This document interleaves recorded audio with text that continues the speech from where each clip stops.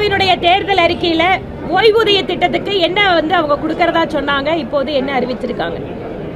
ஓய்வூதிய திட்டம், பழைய ஓய்வூதிய திட்டம் அப்படிங்கிற வாக்குறுதியை அவர்கள் மறந்துவிட்டு இப்ப இந்த அறிவிப்பை கொடுத்திருக்காங்க. எதனால கொடுத்திருக்காங்க? கடந்த ஒரு மாத காலமாக தமிழகம் முழுவதும் பல்வேறு போராட்டங்கள்.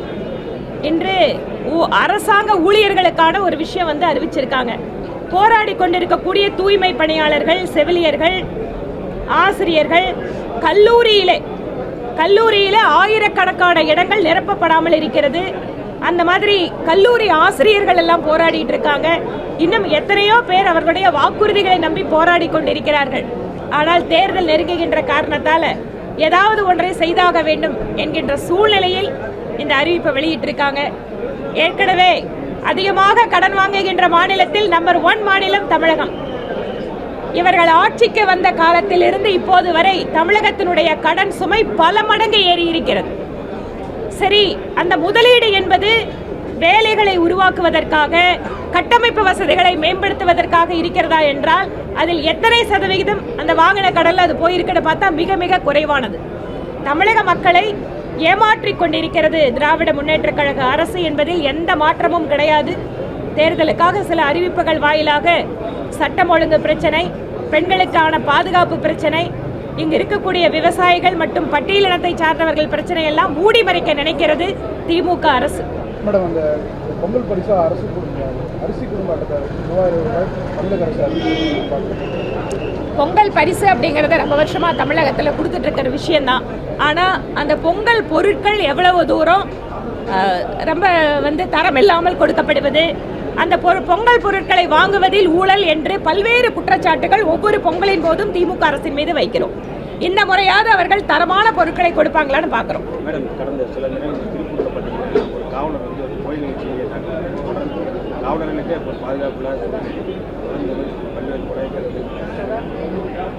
சார், நீங்க காவலருக்கு பாதுகாப்பு இல்லைங்கிறீங்க. காவலருக்கே பாதுகாப்பு இல்லை. ஒன்று, போலீஸ் மக்களை காப்பாற்றணும், இன்னைக்கு அவங்களுக்கே பாதுகாப்பு இல்லை. அப்ப சாதாரண மக்களோட நிலைமையை நினைச்சு பாருங்க.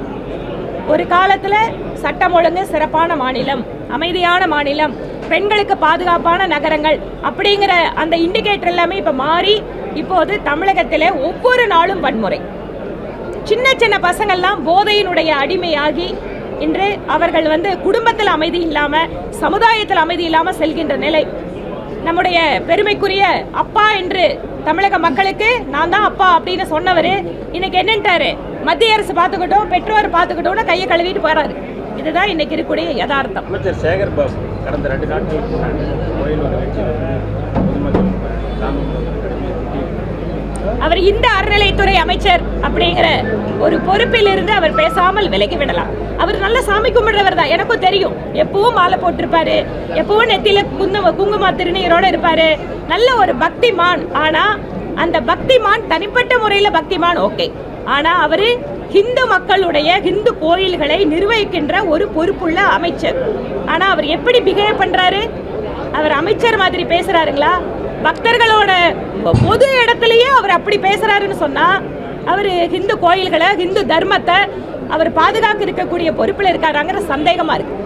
அவர் எல்லா கோயிலுக்கும் நல்லபடியா போயிட்டு வரட்டுங்க, ஆனா நிர்வாகத்தை மட்டும் தயவு செஞ்சு நம்பிக்கை இல்லாம இல்ல பக்தர்களை புண்படுத்துற விதத்துல பேசுறத, பக்தர்களோட வசதி குறைவை பத்தி கவலைப்படாம போற எப்படி தன்னோட பொறுப்பை நிறைவேற்றிட்டு இருக்காரு.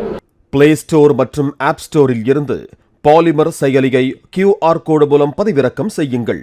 செய்திகளை உடனுக்குடன் பெறுங்கள்.